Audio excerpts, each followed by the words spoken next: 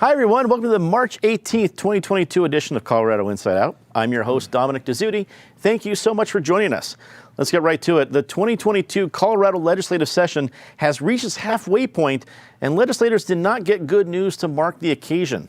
Legislative analysts reported to state lawmakers this week that Colorado is expected to see over 7% inflation in 2022 and nearly 4% growth in inflation in 2023. Legislators are taking the reports into account as the next budget is being finalized. Patty Calhoun from Westward, as always, we start with you.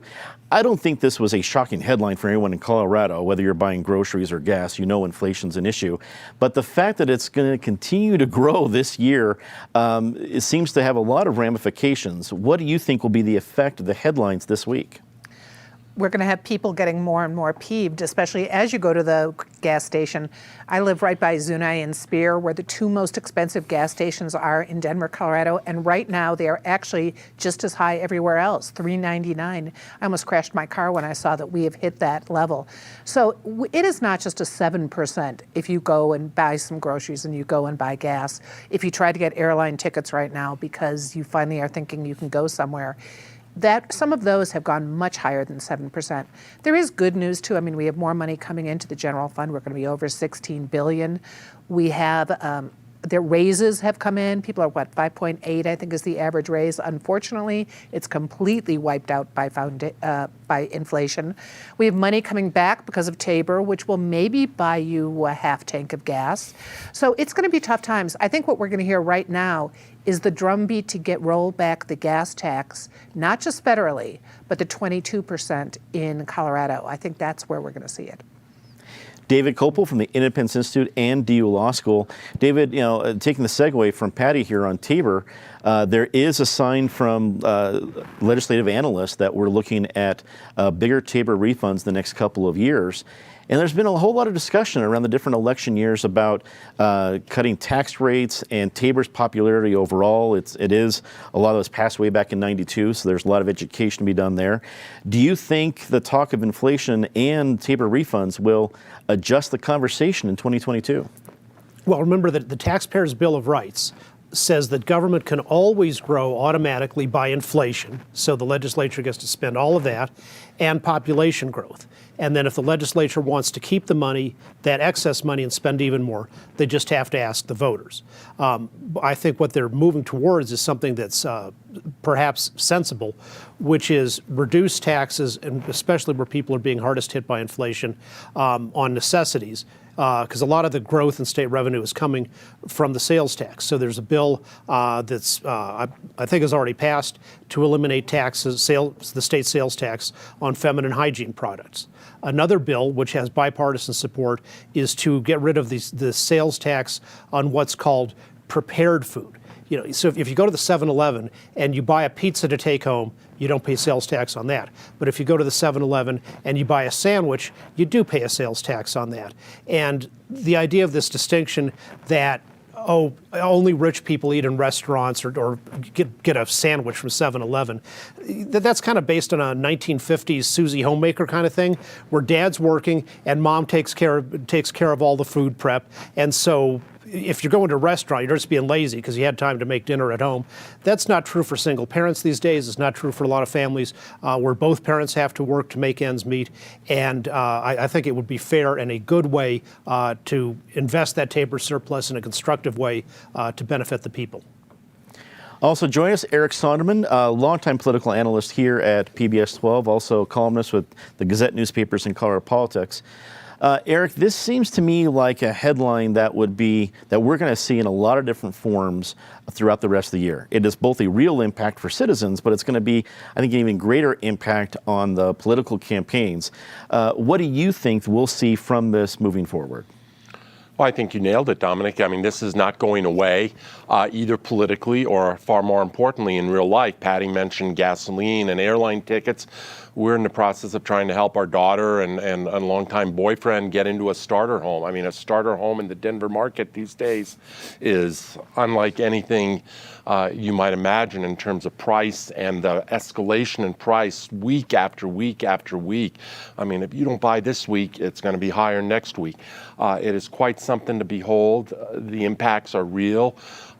And they are tangible. I think one of the, shifting to the political sector, there is a battle. It's an ongoing battle. It's predictable who's going to fall on what side in terms of Tabor and what to do with refunds. Democrats being Democrats always have an idea of how that money could be better used, put to use for some government program. Republicans tend to be in favor of returning it to taxpayers. Democrats run this state, but there's a huge variable there, which is, his name is Jared Polis. He's the governor, and he is not on board with a lot of these notions of not returning this surplus money in the form of refunds. So I think one of the battles is going to be an internal Democratic battle between a lot of the legislative Democrats and Polis sitting down in that first floor corner office. And lastly, I'd just note that in any inflationary budget, there are going to be items that you sort of roll your eyes at. I noticed one of them in a budget request, which is the state treasurer's office. Dave Young, the incumbent state treasurer, is asking for a 31% increase in that office. I'd love to hear the rationale for why that office, even in inflationary time, needs to grow by 31% as opposed to by 5 or 6% or some number in that range. And joins for his first time on Colorado Inside Out, Tyrone Glover, a civil rights attorney with Tyrone Glover Law and president of the Denver Bar Association. Tyrone, it's great to have you here on the show. These headlines impact everybody, and again, it's not anything new that we're seeing. Folks from all different sides of this understand the impact, but clearly this is going to be something that is going to draw out in politics and the rest of the legislative session moving forward. What do you expect to see as reactions from lawmakers and even in the election moving forward? What I would hope, because like you said, this is expected. We knew that this was coming. And this is going to be a gut punch in a long line of what feel like unrelenting gut punches, right? And so what I would expect and what I would hope, what we've seen through this pandemic, through the sort of downward spiral in our economies and the difficulties here in our communities, is how it's impacting those who are the most vulnerable, in Denver and in Colorado, the marginalized groups, the under-resourced communities. And so we know that when we see these sorts of inflation numbers on the horizons, that's who's going to be disproportionately affected in so many ways. And so I would hope that our lawmakers really take a good, hard look at what's coming down the pipe, and they recalibrate or adjust to make sure that when this does come, we can weather it as a community together. You're here. Next topic, let's get to it. If you've been frustrated this week with the change for daylight saving time, you may have two options to vote on the issue this fall. Senate Bill 135 would ask voters to stay on standard time permanently, and House Bill 1297 would ask voters to stay on daylight saving time permanently. David, besides a twice-a-year excuse of completely ruining our sleep, what do you think will come of these different bills and potentially requests to voters in Colorado? Well, let's not forget that fall back gives you an extra hour of sleep on a crucial Sunday morning. This is the perfect kind of thing for referenda. You can there's good arguments on all pro-con on all sides, and so it's very appropriate for the voters to decide. I'd say as I start to learn about it and think about it, one thing I'll try to do is not just think about the convenience of people in cities, because I understand how it works there, but how it's going to affect rural folks and also people who work outside, like in the construction industry. If we adopted permanent daylight savings time, that is what we have right today, that would mean that the latest sunrise in most of Colorado would be as late as 8:30 a.m. sometimes, and as late as 9 a.m. in parts of western Colorado. So I'd like to hear how that's going to affect their lives. Eric, this is a fun topic to talk about. In fact, we even have congressional candidates in Colorado talking about this is a big deal. Even federal legislators or federal lawmakers are talking about this. I don't know if it's going to go anywhere. What's your gut instinct on this? It could go anywhere. In a state like Colorado, where not much gets done that doesn't go to the ballot box and ultimately get decided by the voters, as David pointed out, this issue is ripe for that kind of a forum. I may be in a minority here because I hear so many people complain about the spring forward, fall back. I don't see what the big deal is. Have we gotten so soft that twice a year we can't change our clocks? There is a logical reason for doing so. It's not just a whim. David pointed it out in terms of rural interest, agricultural interests, etc. I would take that same number about daylight, sunrise coming at 8:30 in the morning in the dead of winter if we were to stick on daylight saving time year round. And talk about school children. Do we want school children at bus stops or getting off of buses or getting out of mom and dad's car or however they get to school, when it's still 90 minutes before the sun comes up? That makes no sense to me. I know this is a sexy topic. We have Scott Yates, who's a friend of some of ours over on the Western Slope running for Congress and basing this whole campaign around this issue. I'm going to come down on the other side. This is not that broken, and we ought to be able to navigate the current system, which has a logic behind it, of adjusting our clocks twice a year. Tyrone, in the old days, this was all about candles and light bulbs and everything else. It's clearly about something else now. Do you think we'll see some real debate, substantive debate coming from these issues? I believe so. There's been research that's come out over the years, really calling into question this whole exercise that we go through in the spring. And as a father of young children, we're sort of halfway through that second semester. Attention spans are waning, and then turning their 6 a.m. or 7 a.m. wake up into 5 a.m. In their internal clocks. It's so disruptive, and I can only think of workers, especially essential workers who maybe don't have the luxury of rolling in to work a few minutes or a half hour late when this all happens, still having to get up, someone with a 5 a.m. start time now getting up with their internal clock at 4 a.m. I think there's real community tax and some real a real toll that it almost takes. There's been a lot of research about the toll that it actually takes on your health. So I think the disruptiveness of this exercise we go through every spring is not outweighed by the prejudice, the prejudicial effect, essentially, right? It's nice to have that, extra hour gained in the fall, but the disruption we see every spring, I question it more and more that I have on my plate. And, I think, the resources to deal with it. I can only imagine those in our community who don't. Mm-hmm. Patty, there's a lot of real issues like Tyrone mentions. There's also a lot of great reasons that this is a great scapegoat twice a year. This is the reason people drive terrible. This is the reason people are yawning at work. Where do you think it goes from here? Well, I hope it goes federally because it's already chaotic enough if you're trying to call Arizona, for example. I'm all for states' rights on certain issues, but this is one that I think a federal fix makes a lot more sense. And let me say, I'm a little disappointed in how weak you are, Dominic. At 7 a.m. out this past Sunday, I was observing my favorite annual celebration. You go to Lakeview Lounge on Sheridan, and you watch the sunrise from the bar at 7 a.m. because the sunrise was at 7:15 thanks to daylight savings time. Every year, join us. It's always open. I apologize for missing again this year. I haven't seen a whole lot of sunrises in my career. I've seen a whole lot of sunsets. So maybe there's like a sunset at Lakeview Lounge. Maybe we can work that out. But yeah. Well, it's the wrong direction. Good point. Good point. The Denver City Council has narrowed its redistricting efforts to 2 potential maps. The maps are being redrawn to accommodate the increase of over 100,000 new citizens since 2010. While both maps would create a four minority-majority districts, key differences lie in how North and South Park Hill would be divided and how Union Station and parts of downtown are represented. Eric, without getting into all the different details where the maps are, there is a lot of good conversations about how you divvy up communities of interest in Denver. And it's going smoother than the federal level did and even the state level did. But how do you think the maps look and what it'll mean for Denver representation? So you're saying you don't want my PowerPoint at this point on all the different maps. Okay.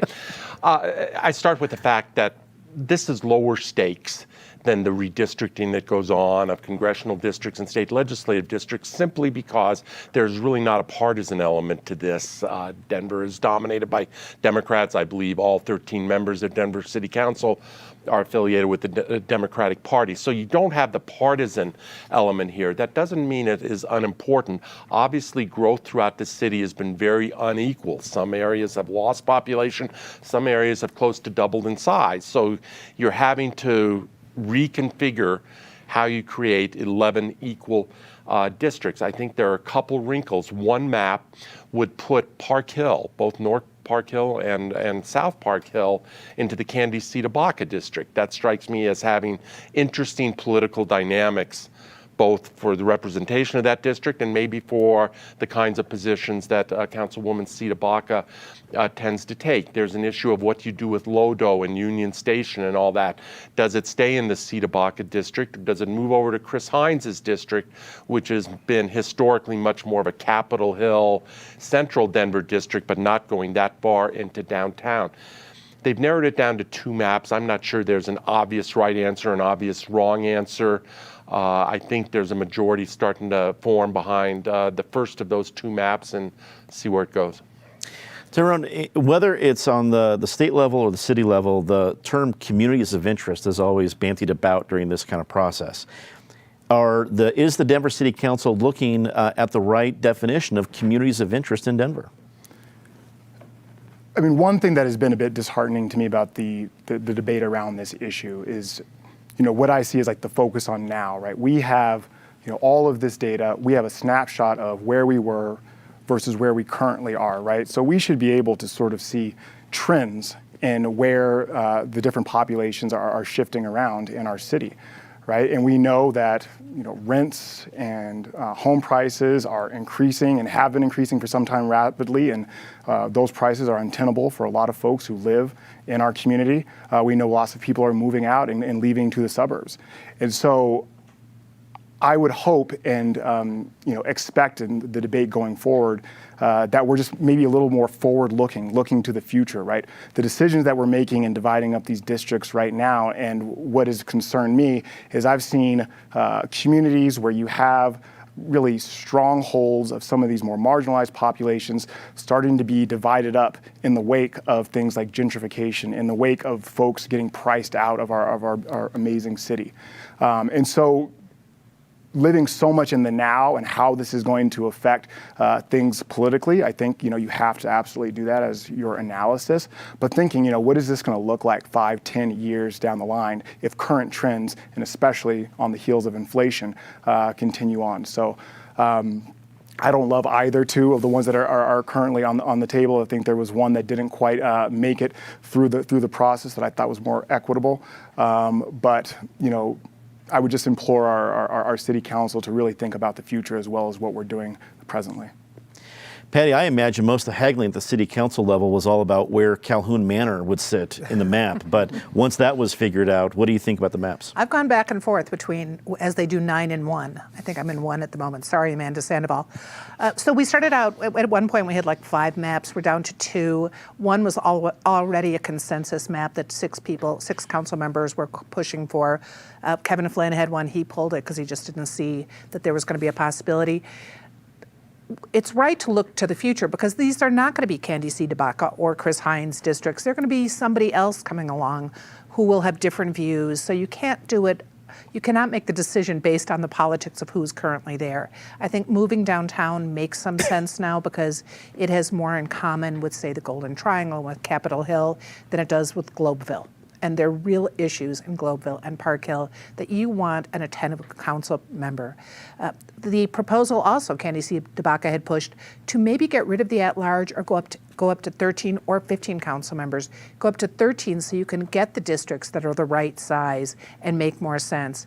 It's too bad we didn't really look at that this time, but we didn't have much time. But I would say in the future with Denver growing, we've got to go that direction. David, any part of this process that you've seen that should raise an eyebrow? Well, Patty said that you can't take into account the political interest of the incumbent city council people when drawing the lines, and I would suggest that Denver City Council will show that you can do that. And about expanding the number, instead of 11 districts and 2 at large, the idea of 13 districts has to go to the voters by a city charter amendment. So it's possible they might approve that, and these districts that are being drawn right now might be a one-time only thing. Using Westward, which has great Denver coverage to actually look at the maps. I was surprised by how close they are.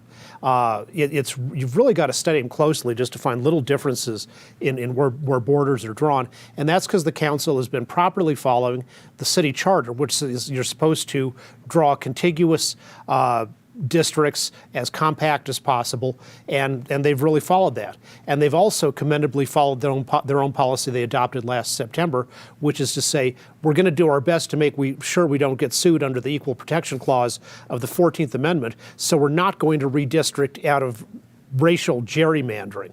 Of course, we're going to comply with everything the Federal Voting Rights Act requires, but beyond that, we're not going to let race control over the other factors we're supposed to pay attention to.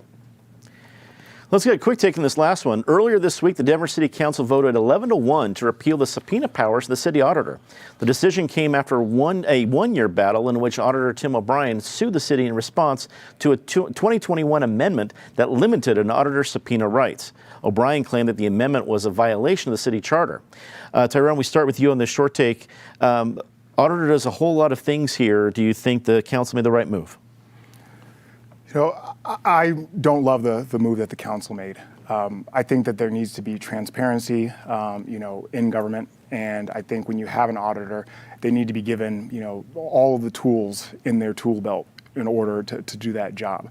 As someone who does litigation, I'm very familiar with trying to obtain records and discovery, and this sort of idea that you don't have the power to subpoena, right? You don't have the power to actually have those records and those documents off-site so that you can analyze them. There's all sorts of technological means and resources that you can bring to bear to actually really dig in and figure out what's going on. I've been in those situations where, no, you actually have to go down to the office and you are given a certain amount of time between business hours to sit in their office and do these examinations. It's not the same. And I think it's in the public's interest and it's in our community's interest for our auditor to have the power and the ability to go in there and actually do a good, thorough job. And I think that this limits.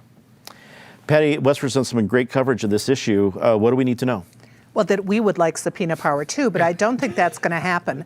So in this case, yes, the auditor absolutely should have that power. The problem came up last May when an ordinance was passed and an amendment was put on by Kevin Flynn limiting the subpoena power just to get the bill through. But we've had a year to fix it. Auditor Tim O'Brien sued to get rid of that one part. Instead, the city council pulled the whole thing, and now they've got to go back to the drawing board. I hope they write it correctly. They work with Tim O'Brien, get the subpoena power, and if they want to give it to me too, I'll take it. David, where should the council go from here? The dispute, which is the council's 12-1 on this against the auditor, is they say it's fine for you to have subpoena power. We want you to do that. But when you do subpoenas that are going to involve people's personal business records, like with minimum wage enforcement, the auditor can get the employment records of every individual in the city of Denver, for example, on things where you've got personal, private information that happens to be in the hands of a city government agency. At least in the first step in an audit, sometimes those should be conducted without taking all the records off-site electronically. Tim O'Brien is suing. He says the Denver City Charter, he correctly says the Denver City Charter requires that auditors be in compliance with generally accepted accounting principles as promulgated by the Comptroller General of the United States for U.S. government audits. But none of those regulations ever say that an auditor has to have subpoena power. They say that the auditor has to be able to do effective audits. And his argument is, well, implicitly that means if I can't hoover up all the electronic records whenever I want, then I can't do proper audits. Eric, your thoughts on the effect that the Comptroller General of the United States might have on this issue and beyond? Yeah, exactly. That's exactly where I was going. I regard this as a spat between, two different arms of government. I don't think it is the most momentous spat I've ever come across. What Tyrone says makes some sense to me in terms of the powers of the auditor. That said, I would take Tim O'Brien, our current city auditor, a lot more seriously as a watchdog if I also had observed him being a watchdog in his longtime role as the board chair of Colorado Para, where he was anything but a watchdog there. I don't know where I come down on this. Let it go at that. It's time for a very, very part of the show, Disgrace of the Week. As always, Ms. Calhoun, please start us off. If you are going to take your gun into the State House, which I would argue is not a good idea in any case, you should hold on to it, which our lawmaker Holtorf was unable to do this week. David.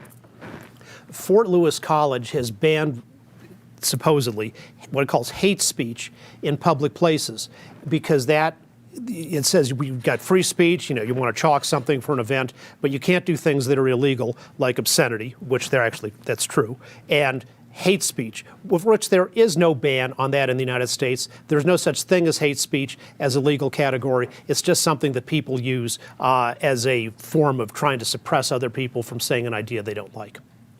Eric. Sometimes irony is just too wonderful.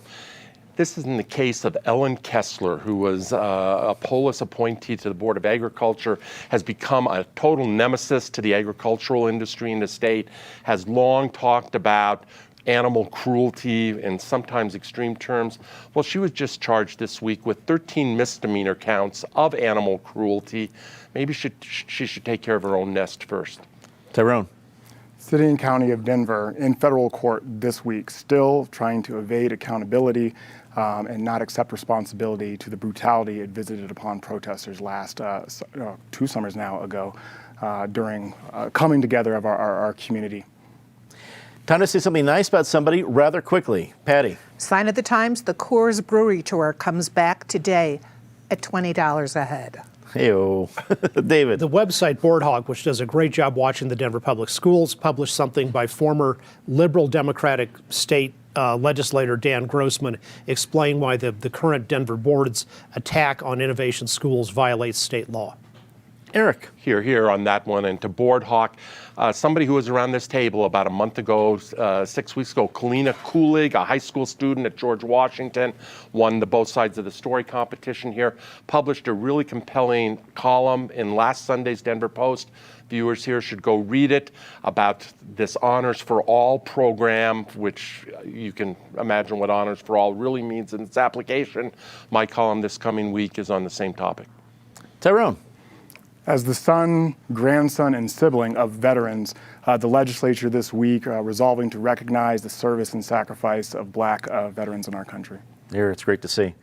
That is all the time we have for Colorado Inside Out this week. For everybody here at PBS 12, I'm Dominic Dezzutti. Thank you so much for watching. Good night.